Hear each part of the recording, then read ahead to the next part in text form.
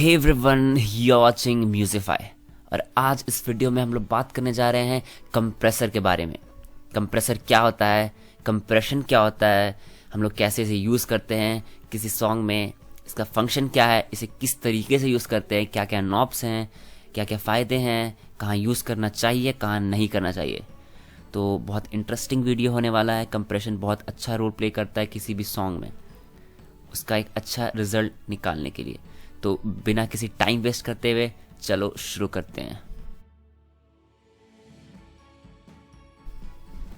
Compressor, इस word से कुछ समझ आ रहा है। कंप्रेसर मतलब कुछ कंप्रेस करना, यानी कि कुछ दबाना। बेसिकली ये दबाता ही है। अगर देखा जाए ओवरऑल तो ये दबाता है। तो इसका कुछ और भी बहुत सारा फंक्शन है, लेकिन अगर ओवरऑल मीनिंग देखा जाए तो कुछ दबाता है। अगर आप कोई सॉन्ग गा रहे हो, आपने गाया, कहीं पे आपका वॉल्यूम ऊंचा है कहीं नीचा है, बहुत ज़्यादा बैलेंस नहीं है आपका वॉइस, या वॉइस बैलेंस नहीं है, आपने सॉन्ग रिकॉर्ड किया माइक बैलेंस नहीं है, तो बेसिकली कंप्रेसर उसको बैलेंस करने का काम करता है।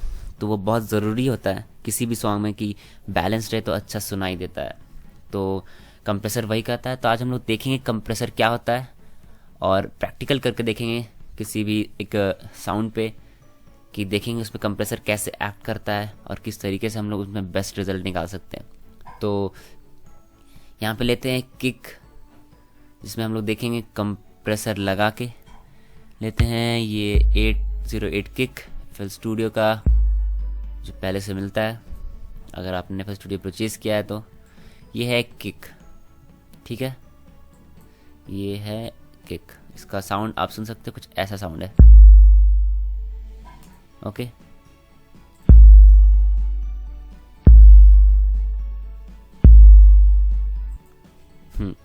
तो अब आते हैं कंप्रेसर से पहले कुछ टर्म बता देना चाहते हैं आपको। ये आप देख रहे हो, ये वेव के फॉर्मेट में है। ये किक जो है ये डेवलप किया गया है, वेव फॉर्मेट में ही होता है सब। तो ये वेव फॉर्मेट में है, ठीक है।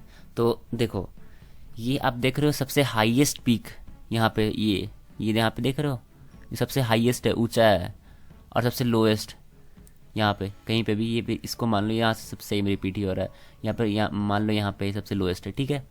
तो फिर हाईएस्ट पीक से लेके लोएस्ट पीक को हम लोग बोलते हैं डायनामिक रेंज।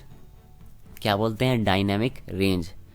तो जिसका ज़्यादा डायनामिक रेंज होगा वो उतना अनबैलेंस साउंड करेगा।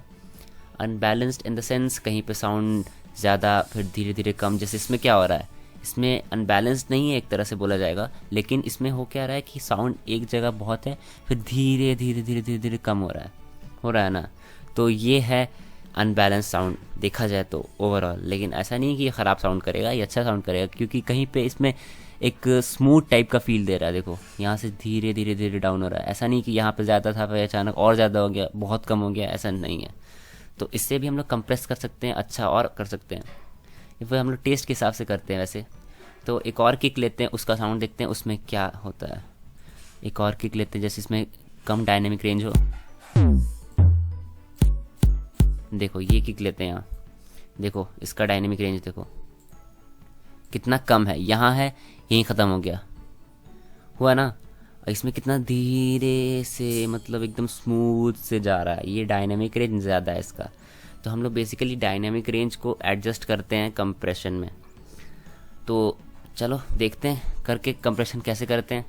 तो आते हैं मिक्सर में, इसको दे देते हैं ट्रैक, ऑडियो ट्रैक इंसर्ट 1, ठीक है, इंसर्ट 1 यानी कि ये ट्रैक में हम लोग कंप्रेशन करेंगे अभी। तो स्लॉट 1 में जाते हैं, फिर यहाँ पे कंप्रेशन ढूंढो, कहाँ है कंप्रेशन, कंप्रेसर फ्रूटी कंप्रेसर, ये है, ठीक है, ये फ्रूटी कंप्रेसर। इससे हम लोग करेंगे कंप्रेस। इससे भी कर सकते हैं। और एक ये आपको दिख रहा होगा, ये बस एक मतलब नॉब्स है और कुछ नहीं है। मतलब इससे भी हम लोग कंप्रेस कर सकते हैं एकदम अच्छा प्रोफेशनल लेवल तक। लेकिन आपको अच्छे से समझाने के लिए एक होता है, कहाँ गया, लिमिटर ओपन करेंगे। लिमिटर में आपको ग्राफिकली यहाँ पे दिखेगा, तो उससे ज़्यादा अच्छे से समझ में आएगा। लिमिटर में एक ऑप्शन आता है कंप्रेशन का, उसमें जाएंगे तो यहाँ पे हम कंप्रेस कर सकते हैं, ठीक है। तो इसको थोड़ा कर दिए बड़ा, आगे हम लोग कंप्रेशन ओपन हो गया।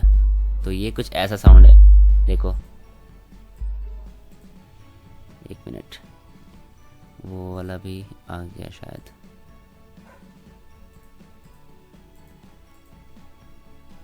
हाँ तो देखते हैं हम लोग यहाँ पे, ये आ रहा है किक का साउंड, ठीक है। ये हमारा किक है, ये देख रहे हो आप, ठीक है। अब देखते हैं इसमें कंप्रेशन हम लोग कैसे अप्लाई करते हैं और कैसे वर्क करता है फंक्शंस इसका। तो सबसे पहले बता दें कि यहाँ से कंप्रेशन एनेबल करना है, यानी कि कंप्रेशन का ऑप्शन में जाना है। उसके बाद ये आप देख रहे हो यहाँ पे लिखा हुआ है थ्रेश, ये चीज़ जो है थ्रेश, मतलब ये पूरा नाम है इसका थ्रेशोल्ड, ठीक है। आप यहाँ हिंट पैनल में देख सकते हो, देखो कंप्रेशन थ्रेशोल्ड, ठीक है। तो थ्रेशोल्ड होता क्या है? थ्रेशोल्ड एक लाइन है। थ्रेशोल्ड क्या, एक लाइन है, ठीक। यहाँ पे ये किक हमारा है, ठीक है। ये ग्राफिकली आपको दिख रहा होगा, ये हमारा किक है। कुछ ऐसा धीरे धीरे धीरे बंद हो रहा है इसका आवाज़। तो थ्रेशोल्ड लाइन होता क्या है कि अगर हम इतना लाइन थ्रेशोल्ड सेट कर दिए, इतना, ठीक है। तो ये आप ब्लू लाइन जो देख रहे हो, ये थ्रेशोल्ड लाइन है, इतना सेट कर दिए तो जो भी कंप्रेशन अप्लाई होगा वो इसके ऊपर होगा, ठीक है। फिर से बता दे रहे हैं, थ्रेशोल्ड लाइन के ऊपर सिर्फ कंप्रेशन अप्लाई होता है, उसके नीचे नहीं होता है। तो बेसिकली ये लाइन वही करता है, आपको कितना कंप्रेशन अप्लाई करना वो आगे होगा, लेकिन ये लाइन से पहले हम लोग सेट करते हैं कि हम लोग कितना के ऊपर कंप्रेशन अप्लाई करना है और कितना पे नहीं करना है। अगर बहुत कम पार्ट में नहीं करना है तो हम लोग एकदम नीचे कर देंगे कि इतना पार्ट में नहीं होगा, बाकी सब में कंप्रेशन होगा, ठीक है। तो कुछ इस तरीके से हम लोग लाइन को एडजस्ट कर सकते हैं, ठीक है। तो हम लोग अभी लाइन को इतना कर देते हैं, कुछ इतना, ठीक है। अब हम लोग देखते हैं कि ये क्या है। ये आप देख रहे हो, ये नी एंड रेशियो, ये है क्या? हाँ तो बात करते हैं रेशियो की। तो रेशियो क्या होता है? रेशियो, आप यहाँ पे जब रेशियो पे कर्सर ले जाओगे तो आपको वहाँ पे दिखेगा ऊपर में हिंट पैनल में कंप्रेशन रेशियो 1:1:0, ठीक है। तो रेशियो जो इसका होता है वो एक स्टैंडर्डली बोला जाए तो रेशियो होता है इनपुट इज टू आउटपुट, ठीक है।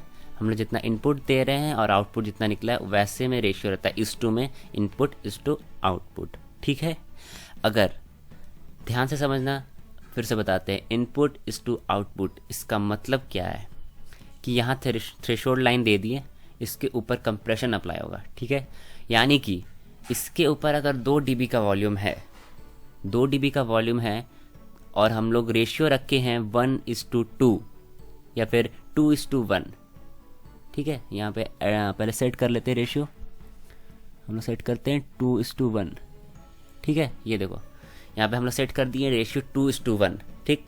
तो इसका मतलब क्या है कि अगर रेशियो 2:1 है और थ्रेशोल्ड के ऊपर वॉल्यूम तुम्हारा 4 dB है, 4 dB वॉल्यूम है, तो क्या हो जाएगा 1/2 × 4, यानी कि 1/2 हो जाता है, उसका आधा हो जाएगा अगर 2:1 करेंगे तो, ठीक। यानी कि 4 dB वॉल्यूम रहेगा तो 2 dB कर देगा वो कंप्रेस करके। अगर 10 dB रहेगा तो 5 हो जाएगा, 20, 10, 40, 20। समझ में आया किस तरीके से कंप्रेशन वर्क करता है और रेशियो का मतलब क्या है, ठीक है। तो अब बात करते हैं, मान लो रेशियो और बढ़ा दिए रेशियो 3:1 कर दिए, ठीक। 3:1 कर दिए, यानी कि जितना भी वॉल्यूम पर रहेगा, अगर मान लो 6 dB वॉल्यूम है तो कितना देगा आउटपुट? 2 dB, क्योंकि इनपुट इज टू आउटपुट होता है, ठीक है। यानी कि 3:1 है, यानी कि 1/3 × 6 यानी कि 2, वही होता है, ठीक है। तो आपको समझ में आ गया होगा। तो यहाँ से दिखा देते हैं, अगर हम रेशियो 3:1 रखते हैं तो ये देखो किस तरीके से कंप्रेस करेगा। देखो ये वाला मत देखना, यहाँ से देखो, देख रहे हो ये पूरा पहले क्या हो रहा था, यहाँ से पूरा आ रहा था, अब देखो यहाँ से कट जा रहा है, इतना ही हो रहा है, इतना उड़ा दिया। ये ब्लू वाला जो पार्ट है आपको दिख रहा है ये कट चुका है, ठीक है। तो ये कंप्रेशन इसको ख़त्म कर देता है, ठीक है। तो इस तरीके से कंप्रेशन रेशियो काम करता है। उसके आगे बताते हैं अब कि आगे और क्या होता है। हाँ तो हम लोग बात करते हैं ये सारे ऑप्शन की, जो है यहाँ पे राइट साइड में आप देख रहे हो, ये है अटैक टाइम, ये रिलीज टाइम, ये सस्टेन। तो ये देखेंगे हम लोग क्या क्या है अटैक, रिलीज, सस्टेन, ठीक है। तो चलो देखते हैं। तो अभी सुन लेते हैं पहले साउंड कैसा कर रहा है, या फिर अटैक को अभी 0 कर देते हैं, सस्टेन रिलीज को भी 0, ठीक है। ये देखो, ये कुछ इस तरीके से साउंड कर रहा है, ठीक है। अब देखो अटैक टाइम क्या होता है कि जैसे साउंड आया, जैसे इनपुट आया, वैसे ही तुरंत कंप्रेशन अप्लाई होगा या फिर थोड़ा देर बाद होगा। अगर आप अटैक टाइम को बढ़ाते हो तो इसका मतलब है जितना आप टाइम बढ़ाओगे उतना देर बाद कंप्रेशन अप्लाई होगा। तो हम दिखा देते हैं आपको कि आप जब भी अटैक टाइम पे कर्सर रखोगे तो आपको दिखेगा 0.0 ms मिली सेकेंड, तो इसको आप बढ़ा सकते हो टाइमिंग को। तो हम दिखाते हैं पहले आपको।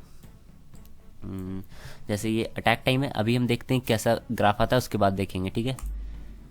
अभी ग्राफ कुछ ऐसा आ रहा है, ठीक है। अब हम देखेंगे कि अटैक टाइम को हम बढ़ाते हैं तो ग्राफ किस तरीके का आता है, ठीक।